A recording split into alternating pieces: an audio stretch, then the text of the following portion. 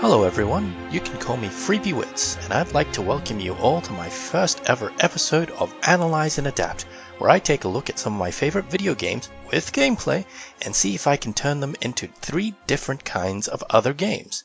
Tabletop board games / card games, tabletop roleplay, and finally, as a Larp. Today we're looking at Slay the Spire. So let's start with tabletop. Tabletop. So this seems pretty straightforward.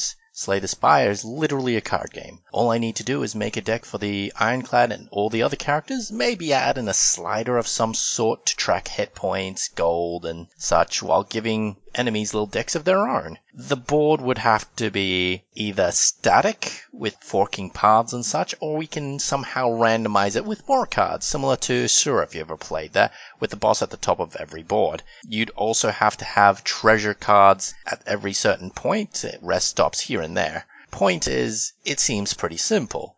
But what do I do about attack cards that hit randomly? Sure, you can determine what they hit using dice. But if we really wanted to stay in the spirit of Slay the Spire, we could use cards. Problem being is that wouldn't be fun.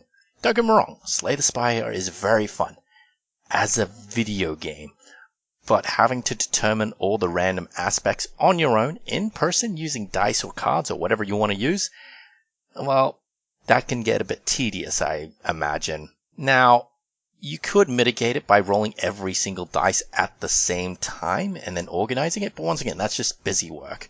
Then you have cards that keep getting better, like Genetic Algorithm. It's a card that gives the defect a bit more defense before disappearing from your deck until the next fight. Every time it's used, however, it gets stronger and stronger. In the medium of video games, the computer would track it for you, but in real life, well, we don't really have that luxury. Now, in the game, you can upgrade your cards normally. You usually do it one at a time, with that being the maximum. And this can be easily done by having 2 copies of the same card set aside. So when you ever upgrade, you just replace the old one with the new one. But then you have the issue of Genetic Algorithm, where you could have multiple versions at the same time. One of them you could have used 10 times and have it really strong in terms of defense, whereas you could have another one with 1 defense, essentially. And how would you keep track of that if you have a 50-card deck? It becomes very difficult. The card itself would have its own tracker. It would become cumbersome. It just becomes hell to, well, keep track of. To make Slay the Spire work in a real-life board / card game setting, it'd have to have certain elements stripped away to make it practical and easier to play, to the point where I'd rather just play the video game itself. The only reason at this point why I'd want a physical copy is because it's novel. It's like having a little robot miniature of your favorite movie. You may never use it, you may never play with it, but it looks nice and it's just there. And I feel a Slay the Spire card game, if it was a 1-to-1 adaptation, would fall into this category. So, once again, you'd have to strip it down, but no reason to play it then. So, how would I adapt it into a physical medium? What could I do to set it apart from the video game to make it playable or enjoyable? Well, first things first, I'd add a multiplayer component. I don't know about you, but watching paint dry is boring as hell, but watching paint dry with friends could actually be pretty fun, if only because you're all complaining about the same thing.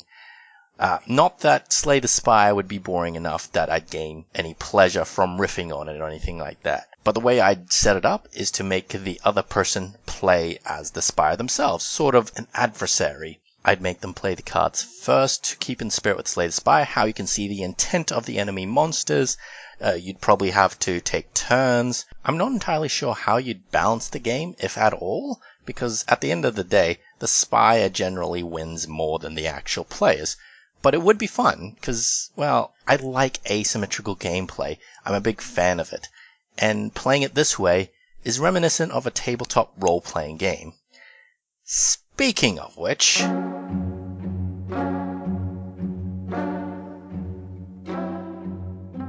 how would I turn Slay the Spire into a tabletop role-playing game?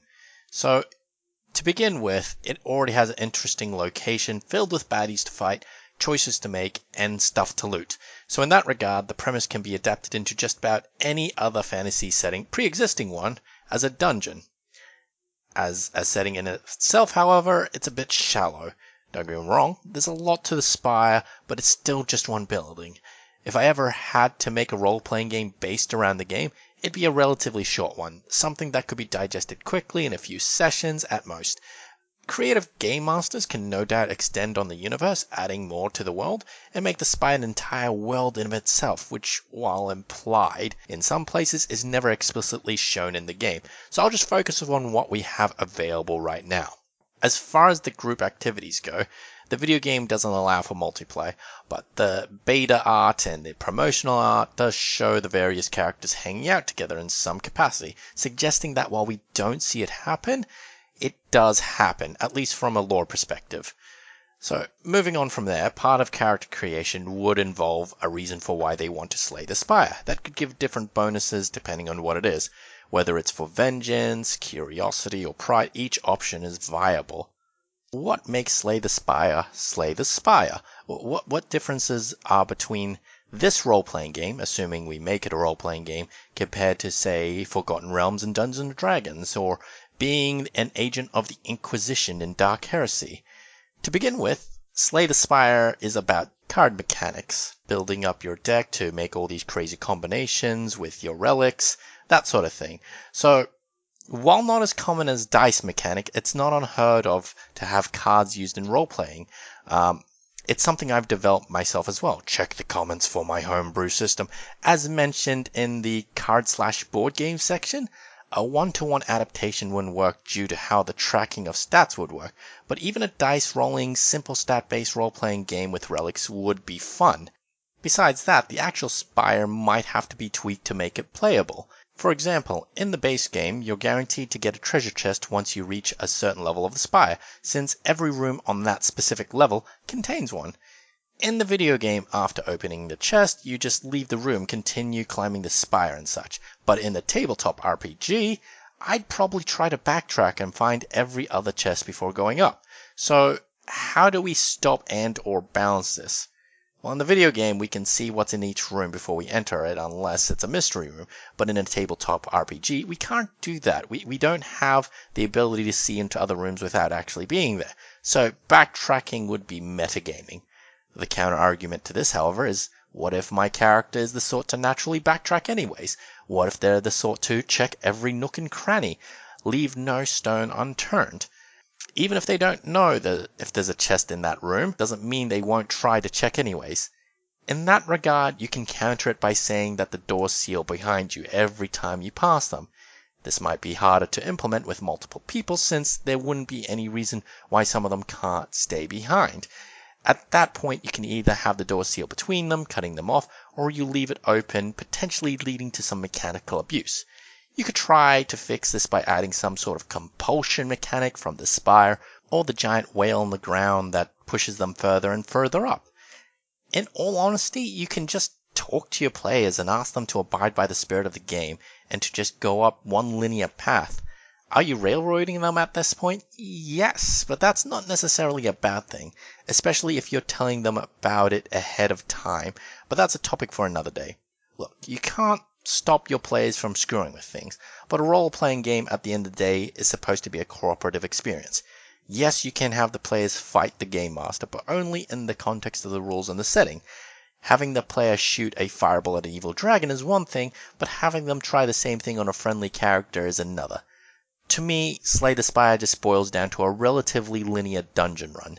If you wanted some Slay the Spire in your tabletop, I'd recommend putting the idea into a pre-existing fantasy world as a dungeon if you intend to run it, not as its own standalone setting with its own mechanics.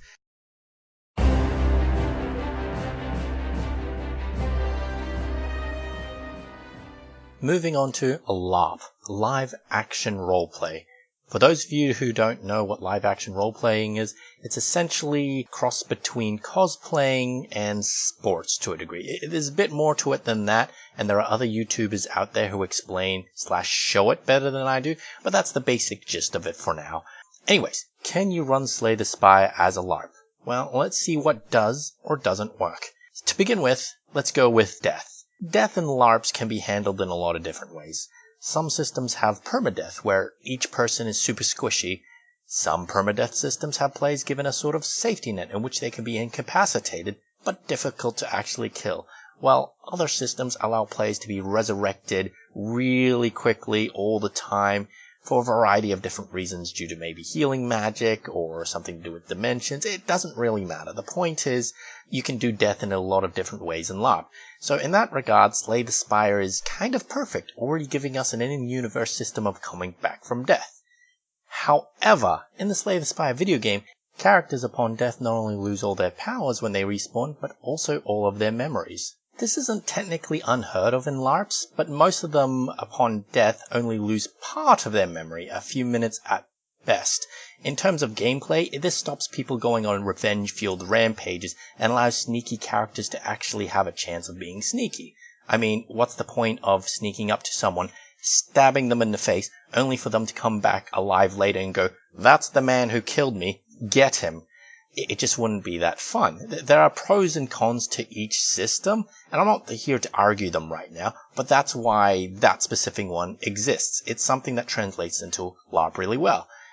Once again though, in Slay the Spire, you forget literally all your memories. Well, maybe not all of them. You still know enough to, swing your sword, use your magic, whatever, but you're essentially bumped back down to level 1.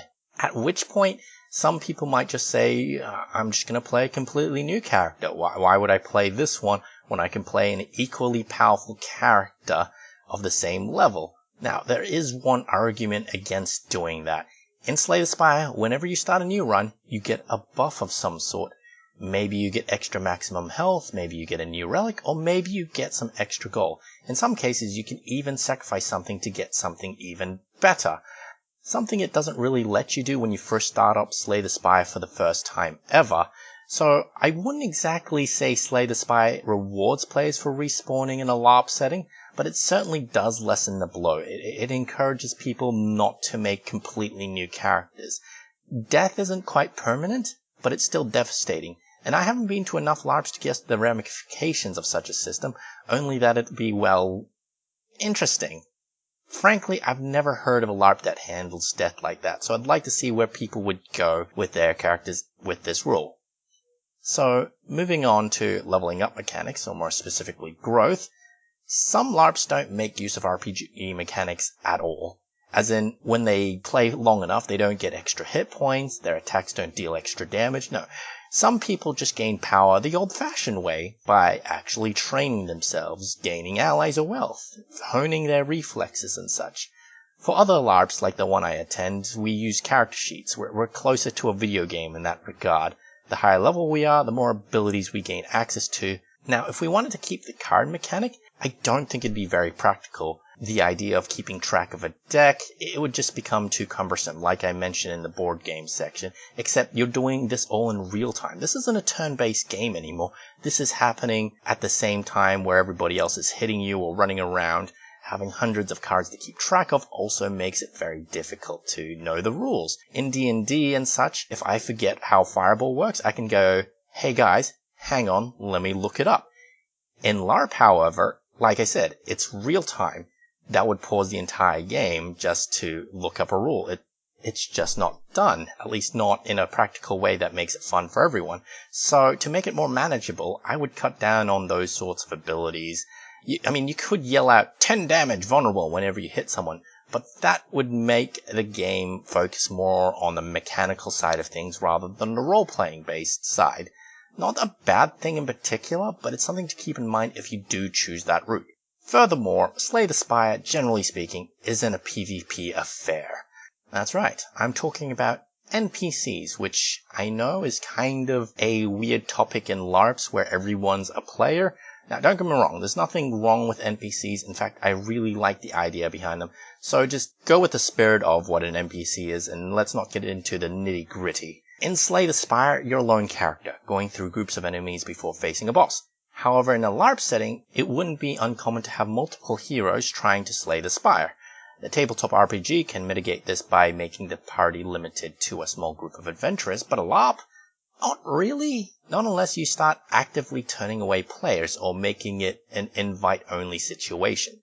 So unless said NPCs are boss-style monsters, then having a horde of ironclads and silence running around, killing 2 mushroom monsters in 2 seconds wouldn't be very fun. Sure, the thrill of victory might be nice, but one-sided combat gets very old very quickly. This can be mitigated by offering incentives to play as an NPC. Perhaps they're allowed to play at a discounted price, or even free. Perhaps they're given weapons and kit rentals without having to pay. This isn't the end-all be-all solution, but LARPs with large amounts of NPCs do exist, so they must be doing something right that I'm overlooking. I'd research into them more myself, but that's not the focus of this video, though we can come back to it at a later date. So, for the sake of argument, let's just say our NPC issue is solved and that we can get as many as we need for whatever reason. As I mentioned in the Tabletop RPG section, Slay the Spire would essentially boil down to a linear dungeon crawl. For the LARP equivalent, depending on how many participants we have, players included, it'd have to be a single path run, just so it becomes more manageable.